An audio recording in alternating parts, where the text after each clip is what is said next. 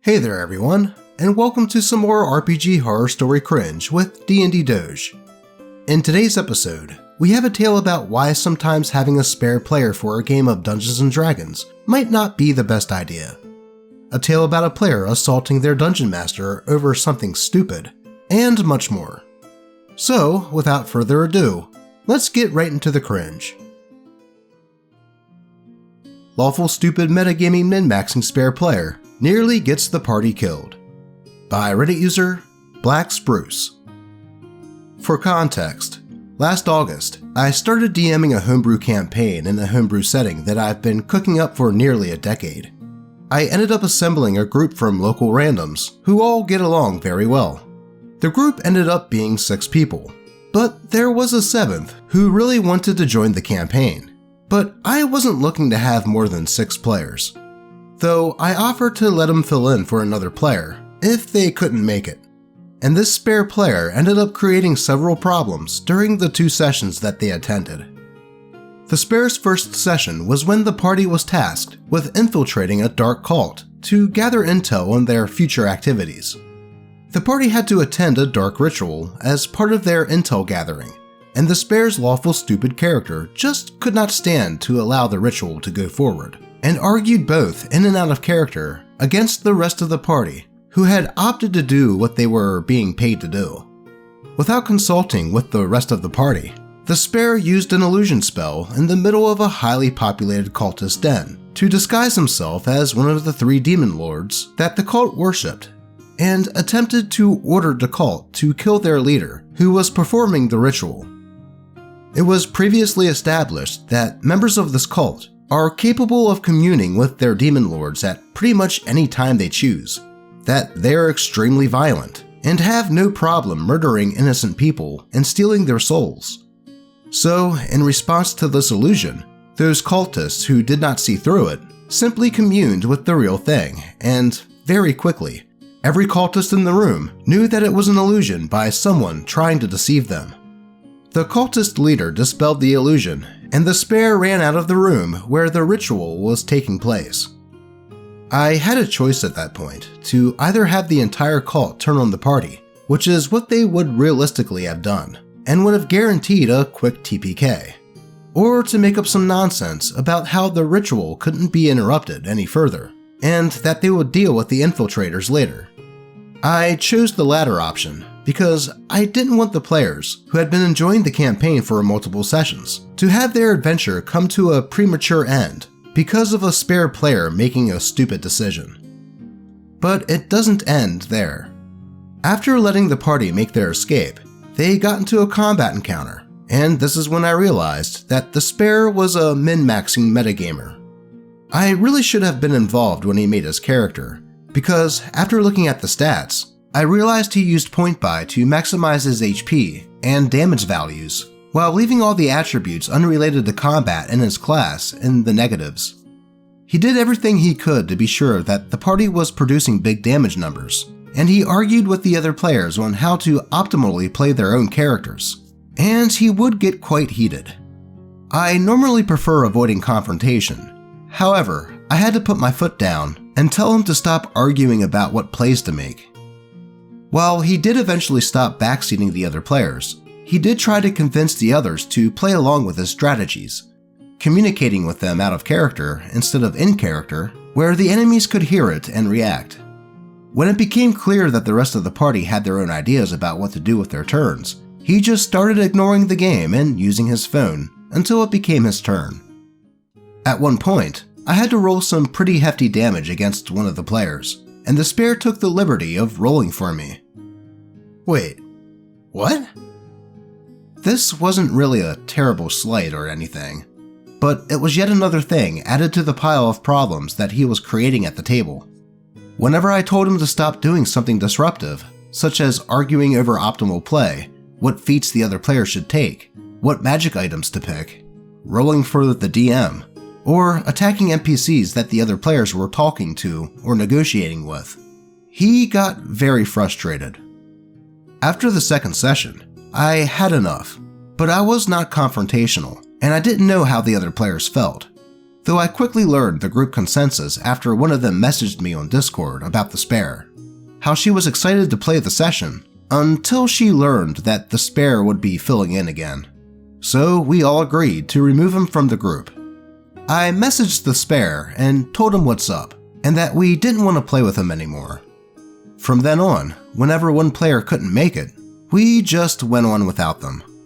Things have gone much more smoothly since then, and we just had our 14th session together over the weekend. While that might be the end of the spare's involvement in my campaign, it is not the end of his involvement with some of my players though. A couple of them also play in a paid campaign down at the local game store, where the spare is also a paid player. According to them, he does the exact same crap, and it apparently held the campaign up so much and frustrated the other paid players, to the point that the owner of the establishment supposedly stepped in and told him to cut it out. I referred to the spare as that guy in reference to the sub, and one of the players said I should make a post here. So here you are. Definitely nowhere near the worst thing I've seen here, but just a little story, topped off with some advice for DMs. Don't put up with that kind of crap at your table. It will only frustrate the rest of the group and take them out of the game. Though, as annoying as the spare was, he definitely made me a more assertive person in not putting up with nonsense at the table. I think OP's first mistake was trying to have a spare player in the first place. It's one thing to have a guest player now and then that you trust to play a guest character that won't be a that guy or murder hobo. But when you have someone that doesn't have as much of an attachment to the party or the narrative, and you don't really know the player well, you're just asking for chaos. I think some of the best options for when someone can't make a session would be one of three things. 1.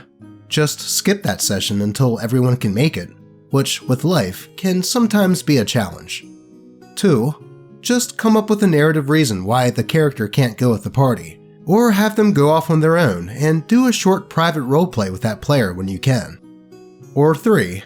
Have another player that you trust or the DM run their character for that session. Though that's just my outlook on this. Thankfully, OP learned a valuable lesson in this, and their campaign sounds like it's going more smoothly. Though I am curious, what is your preferred way of dealing with when a player can't make a session? I'd love to hear your thoughts. Let's move on. Venting about a probable cheater by Reddit user Different Pattern 273. This happened very recently. Everyone really enjoyed my character for this current homebrew campaign that I'm playing in, but she was sadly killed recently. I'm not salty about her dying. Intelligent enemies were just doing what they do when they saw the party picking her back up. I'm salty about the other party member who took credit for their victory and went on about his risky performance. The problem is, she had 120 HP and damage reduction. The other player at the table was stuck around the same enemies, and the DM split the aggression between us. He was a wizard. He never even went down the entire fight, and even stepped in to face the Death Knight leader 1v1 at the end after I was dead, and claimed to be at 2 HP. He also started the fight down 21 HP from a trap. During this encounter, he never once rolled under 20 on anything. Over 20 on every concentration check on Spiritual Guardians. He has advantage in both, but even then. I've never seen him roll under 20 on either of those things, ever, across all sessions. He goes first in every single encounter, unless my danger sense gets me a nat 20 over him. I've never seen him go down at all, in any fight actually, no matter how bad it is. And our DM runs tough as nails encounters. He also set up his play space in such a way that you cannot see his rolls. He rolls very close to himself. There's a wall right behind him, and he rolls against his books with his dice bag on either side. You would have to blatantly stand up and lean over the table to see them. Based on the totals he gets for every d20 roll, I'm convinced that he has at least 18s in both dexterity and constitution, and a 20 in intelligence.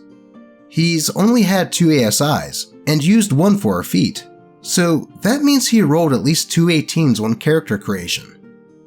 every single party check he's in is always over 20. It doesn't matter what it is. Stealth, knowledge, perception, always. Anyway, I finally talked to my DM about it the other day, so hopefully it will be addressed. I just needed to vent a little that this has been going on way too long. Yeah, I can understand having good luck, but you would think that eventually they would roll something under a 20. That combined with the way that it sounded like they set up their area to roll in, which sounded awfully strategic, I'd say that there is a high probability that there is some shady stuff happening. I'd say the best way to take care of this is just to have him roll in the open, and if the group doesn't want it to seem like it's targeted, just have everyone do it. I mean, transparency is the best disinfectant after all. Hopefully, the DM will implement something like this, and that player will start rolling some fails occasionally. But before we get into the next one, I have to ask that, if you enjoy what I do here and aren't yet subscribed, that you click the subscribe button and click the bell. I'm kinda hoping for the channel to reach 17K by the end of this month, so I hope that I can earn your subscription today in order to help reach that goal. Plus, it makes Snipsy extremely happy. Yes, I really like subscribers. And this fish. See what I mean? But with that said, let's get into the following story. Player slams Dungeon Master into a desk for turning off his music. By Reddit user, Lylens Jizozo. Since 2019, I've been DMing D&D campaigns for my friends. The events of this campaign took place in 2019 when I was a sophomore in high school, during my first campaign. I was hosting a campaign for 6 friends, and 4 out of the 6 players had never played D&D before, and I had very little experience playing the game, so it was a bit of a learning curve. One of the experienced players, we'll call him Donald, is the problem player in this story. I want to keep this short, so I'm not going to go too in-depth, but basically, Donald had a tendency to make mean-spirited jokes towards his friends. Keep in mind, lots of friends in our group would jokingly make fun of each other, but he took it too far. If anyone jokingly made fun of him, he would get super upset. Basically, he couldn't take what he dished out. He was always super mean to me about my DMing skills, saying stuff like how I was an awful DM, and also playing on his phone during a lot of the session. Also, another thing that isn't exactly relevant, but he ended up being very racist, transphobic, and sexist, which is what led to the end of our friendship, but not the events of this story, surprisingly. Anyways, back to the story. So we would play D&D in an empty classroom in the hallway for juniors at lunch break. One day while we were playing, Donald started to play meme music full blast. I laughed along with it, and then politely asked if he could turn it off, since I was trying to DM. He refused, grinning because he thought the whole thing was a joke. It was getting annoying, so I got up and tried to turn off the music myself after he continually refused. When I reached for the phone, I didn't think picking up his phone would be a big deal since he had jokingly stole my phone for an entire gym class earlier that week. He grabbed me and slammed me into a desk. To this day, I don't understand why he thought me trying to turn off his music warranted such a sudden and extreme reaction. Anyways, it left me with the biggest bruise I've had in my life, that I can remember. It spanned from just below my knee to halfway down my leg, and it took forever to heal. When I got up from the attack, I gave him a quick kick to the shin, to which he replied, "What'd you do that for?" Like, what do you think I did that for, bro? And then I moved on, and tried to act like it didn't bother me, since I was worried I would seem dramatic and sensitive. Also, an interesting note, he later apologized for the constant verbal abuse he hurled at me and revealed to me that the reason for it was that my boyfriend at the time had been a friend of his, but they had a falling out. While Donald had been sucking up to my boyfriend to try to repair their friendship, he had been taking out his anger about the situation on me. Side note, I'm a lesbian, but at the time, I was struggling with the internalized homophobia and thought I was straight, so that's why I had a boyfriend. TLDR, Player slams me into a desk because I tried to pause his loud and disruptive music, and later reveals his mistreatment towards me was because he was mad at my boyfriend. Yeah, I would say that is a bit of an overreaction to OP just trying to turn off the music.